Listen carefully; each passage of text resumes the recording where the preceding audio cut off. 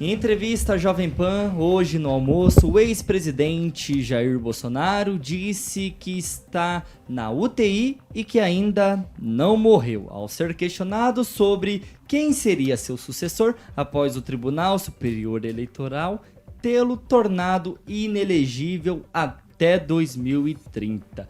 Ainda durante sua resposta, Bolsonaro evitou declarar quem terá o seu apoio nas próximas eleições presidenciais e disse que não é justo alguém já querer dividir o seu espólio. Vamos acompanhar agora um trechinho da fala do presidente Bolsonaro hoje no Pânico, aqui na Jovem Pan. Fala, Carioca. Não é justo aí, eu tô na UTI, eu não morri ainda. Alguém já querer dividir o meu espólio, tá certo? Agora, o que eu vejo aqui, nomes nacional, né? Não tem um nome ainda com conhecimento do Brasil todo para fazer o que eu fiz ao longo desses 4 anos. Nós ajudamos a surgir certas lideranças. Você vê o Tarcísio de São Paulo. Ele é fluminense, né? Carioca, na verdade, torcedor do Flamengo e governador de São Paulo. O Zema não se elegeu eu apoiando o Zema. O Zema teve o seu trabalho lá, um pouco o pessoal se voltou a ele contra o PT, dada a onda contra o PT que surgiu graças a nosso aparecimento. Outros nomes, bons nomes, apareceram, mas não tem ainda esse carimbo, né, para falar para o Brasil todo, estamos juntos para 2026.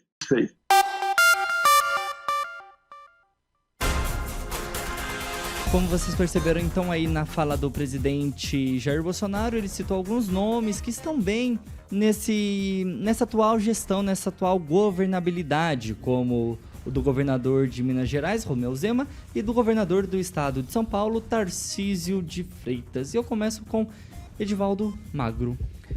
Pois é, rei morto, rei posto, né? Quando você começa a discutir, ele já fala em espólio, né? É uma situação, ele vai ser atropelado pela circunstância e é um desafio enorme. O Bolsonaro, né? Perseverar, persistir nessa ideia, né? De manter a união, a coesão da chamada direita. É um desafio monstruoso para ele, porque, obviamente, vão se construindo outros nomes. E manter esse que ele chama de espólio vai depender de muitas circunstâncias. Já começou a andar, são mais 15 processos contra ele.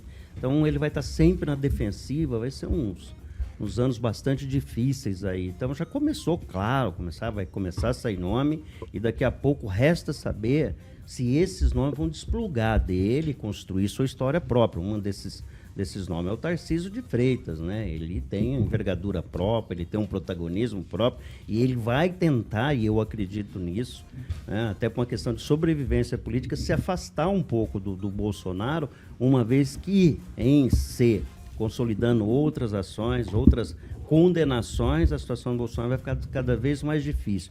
Então, é natural que nomes surjam e podem sim atropelá-lo. Obviamente que temos aí pelo caminho ainda uma eleição estadual, né, municipal, as eleições para prefeito, pode mudar alguma coisa. Mas eu vou repetir o que eu já falei aqui. As eleições municipais, ela é decidida muito na relação do cidadão com o candidato. Não tem muito essa influência externa. Então, isso acontece aqui, em Sarandi, em Marialva, é uma decisão muito particular. E me pergunto se haverá transferências em Maringá de voto para um candidato que não tenha, eventualmente, esse perfil de ser prefeito de Maringá. Celestino, agora saiu a notícia que o Tribunal de Contas da União, TCU, quer aumentar a inegibilidade do Jair Bolsonaro até 2031 e não até 2030. E vai manter isso. Bolsonaro vai ficar inelegível mesmo. O deputado federal lá do Rio Grande do Sul querendo anistiar, inclusive já tem mais de assinaturas, 60 assinaturas. Pessoal do PT, inclusive, né? Porque tem gente lá do PT com crime eleitoral. Bolsonaro não cometeu crime, então a gente tem que saber separar isso. Mas algumas falas do Lula intrigantes, né, a respeito do que está acontecendo com o Bolsonaro. Durante o Foro de São Paulo, Lula diz que em 1985 jamais ele imaginou que o PT chegaria pelo poder por vias do voto, pela via democrática. E aí a gente lembra de uma fala do Zé Dirceu dizendo que a eleição não se ganha, a eleição se toma, né? Então, Lula assumindo que houve fraude. José Dirceu assumindo que houve fraude. E o presidente Bolsonaro traz, né, o voto impresso ao debate e ele é condenado por isso. Olha só, então, essa dicotomia, né, do judiciário, né, o judiciário fazendo essa separação de poderes, talvez cria uma terceira via que o Francês, o Edivaldo está esperando até agora com a menina que vai estar aí na sexta-feira, lá em Curitiba, que a gente foi entrevistado. Como é o nome dela mesmo, Francês? Não lembro. A senadora que não defendeu lá na CPI. Momento francês do Momento Celestino. francês. Vai lá, Celestino. Não joga de mim, não. Não, mas ele vai lembrar daqui a pouco, porque ele votou nela no primeiro turno, né? Ele não tá querendo falar o nome dela. Ele não está querendo falar o nome dela, mas ele votou nela no primeiro turno. Soraya? Não, a outra. A outra do MDB, que ele votou nela. A Tebet? A Tebet, essa mesmo. É que ele não quer falar o nome dela. Simone Tebet. Pô, ele pisa na bola Aí e joga de mim. Celestino, vai lá, Celestino. O recado para a direita, a direita não tem voto. A direita, quem tem voto é o Bolsonaro. Então, tudo isso passa pela eleição municipal, a maior quantidade de prefeitos e vereadores que ele fizer. Em 2026, cacifa ele a escolher o candidato a presidente que ele vai apoiar. Mas o presidente dificilmente vai disputar. Seu tempo já deu.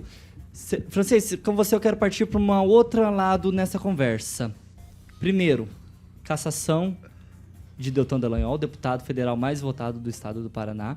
Agora, inelegibilidade de Jair Bolsonaro por 8 anos, podendo se estender por 9 anos. Agora, o governo Luiz Inácio Lula da Silva ainda vai continuar com os holofotes no ex-presidente Bolsonaro ou já vão partir para cima de Sérgio Moro? Na verdade, há uma caça, né? Com C cedilha mesmo. O próximo a ser caçado, que eles estão de olho, é o Moro. Então, há uma caça aos adversários e principalmente ao pessoal ligado à Lava Jato. Mas o Lula vai acabar morrendo pelo mesmo motivo que foi vitimado o Bolsonaro, por falar bobagens, fala muito. O Lula não deixa esquecer o governo Bolsonaro. Hoje, lá na Bahia, ele falou do governo anterior, ele faz questão de comparar o governo dele com o governo anterior. Então ele diz o que ele quer, ele está na presidência, né?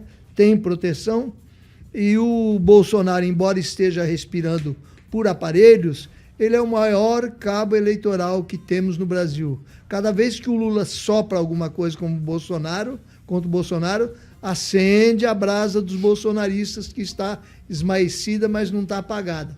O pessoal vai querer vingança. E falar aí com relação ao Tarcísio, né? O Tarcísio, ele é fiel sim ao Bolsonaro e ele vai precisar do Bolsonaro futuramente, talvez, para se eleger presidente, suceder o Lula. O Tarcísio vai ser o maior administrador do Brasil. E pode escrever aí, quem quiser, escreva aí, que com 37 ministros, cada um puxando para o seu lado político, cada um procurando vantagens, empregos, negociatas, os dois últimos anos do governo Lula vão ser de muita corrupção, muita denúncia, vai botar tudo a perder.